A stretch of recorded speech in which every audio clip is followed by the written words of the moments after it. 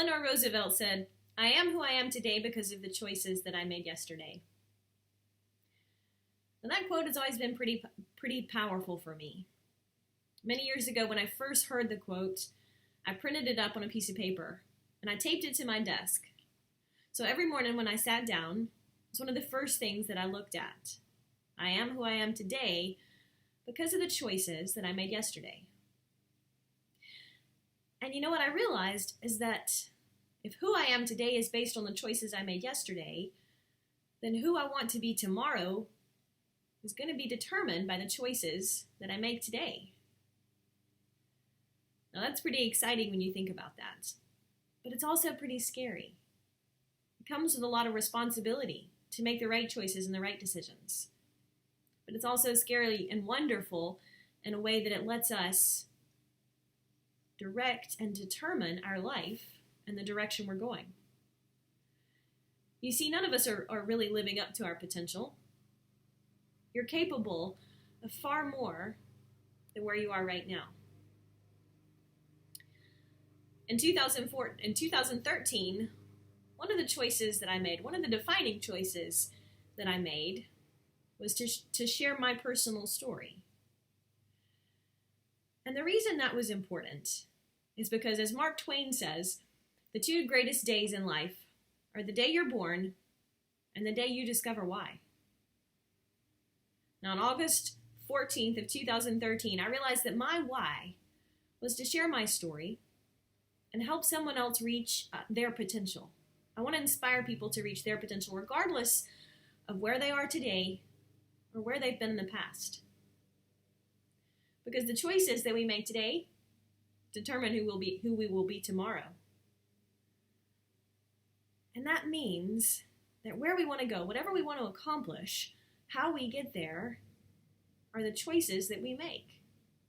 The little choices, the big choices, sometimes the insignificant feeling choices that add up to be a lot.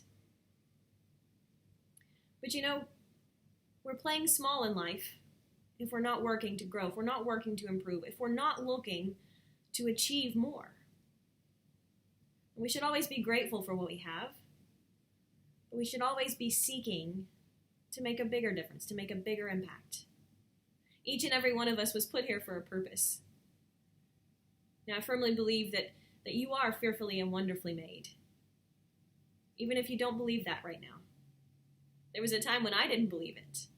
I didn't believe I was fearfully and wonderfully made, but I do now, and my choices reflect it.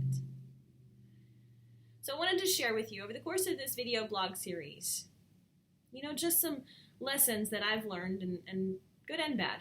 Things that I've done wrong, mistakes I've made, opportunities where I've learned and grown, and hopefully inspire you to make some of the better choices for yourself in any dimension of life, whether that's personal growth or professional change. Maybe it's in your physical life or emotional life, or maybe it's in relationships. Each one of us can take what life gives us, and we can be better about it.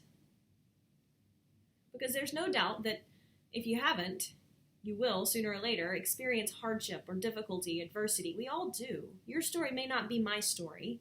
Your story might not be like mine of leaving home at 19, running away from years of being sexually abused by my father. And I didn't have anything when I left home. I didn't have a job. I didn't have a car. I didn't have any money. But I knew that tomorrow didn't have to be the same.